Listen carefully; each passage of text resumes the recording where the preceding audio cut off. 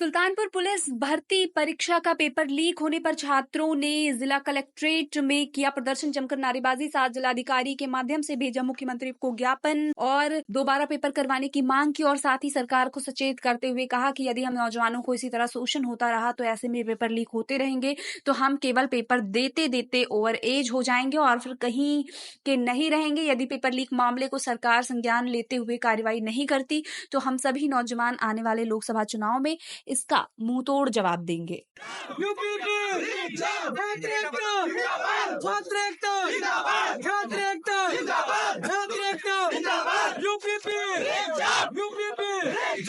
हम सब डीएम साहब को लिखा है जी साहब, ये या तो लिखिए ऊपर माननीय मुख्यमंत्री ने कर दी, ऊपर जाएगा। ये डीएम साहब के अधिकार में नहीं है री एग्जाम कराना। नहीं, री एग्जाम हम लोग डीएम साहब से मांग भी नहीं है सर। तो आप क्या मांग? हम लोग सर डीएम साहब से अनुरोध कर रहे हैं, हम लोग के साथ हैं, सरकार की जांच करे और ऊपर तक बात पहुंचाए सर। तो आप ऊपर लिखेंगे तभी होगा सर। लिखा गया माननीय मुख्यमंत्री मुख्यमंत्री नहीं लिखा है, देखो अभी का कोई दिक्कत नहीं है। अरे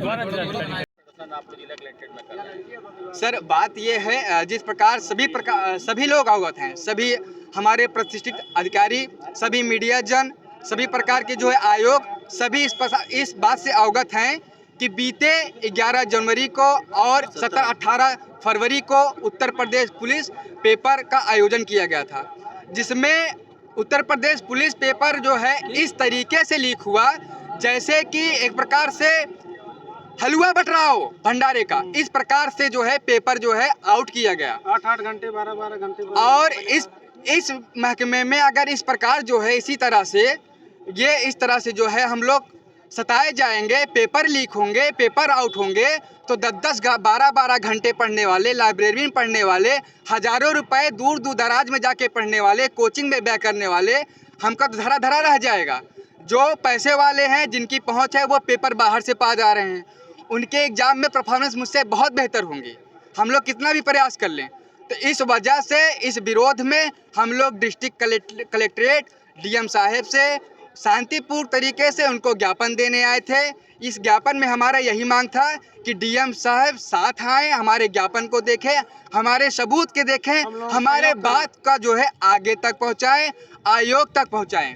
हमारी मांगे यही थी। और भाइयों को न्याय मिलना चाहिए और सरकार को ये भी अवगत करा देते हैं, अगर सरकार को हम ये भी अवगत करा देते हैं, अगर इसी प्रकार पेपर लीक होता रहा और धड़ल्लेबाजी होती रही, नोटों के बल पे पेपर होता रहा तो हाँ, अब की बार ईवीएम में जो है सिर्फ नोटा ही दबेगा जी।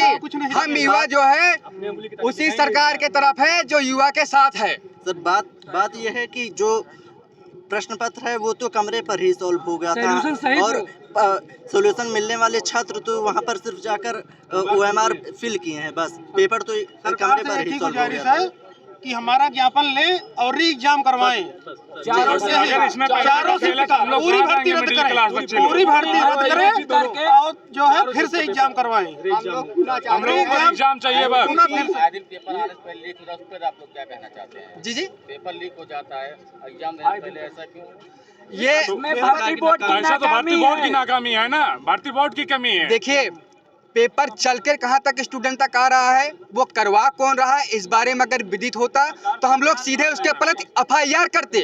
यह बात ना हमको विदित है न किसी अधिकारी को विदित है, लेकिन आयोग की बार बार यही मंशा है, कहने की मंशा है कि पेपर नहीं कराया जाएगा। प्रशासन को चाहिए कि इस पर ठीक है, आयोग बैठा। और ये पेपर लीक की आशंका अगर जो जताई जाने वाली बात है तो ये जहाँ से पेपर टाइप हुआ था, पेपर वहाँ से लीक हुआ है, क्योंकि पेपर 16 तारीख को ही लीक हो गया था। 16 तारीख से व्हाट्सएप और टेलीग्राम खुले रूप से 2-2 लाख रुपए मांगे जा रहे थे और 18 तारीख तो ऐसा हो गया शाम वाले में कि बिना मांगे पेपर आ रहा था, जैसे खिचड़ी बट रही है, पेपर बन रहा था। मतलब नहीं, बस अगर इसी तरह दलाली से पुलिस की भर्ती होगी या कोई भी वैकेंसी होगी तो भैया नोटा ही दबेगा।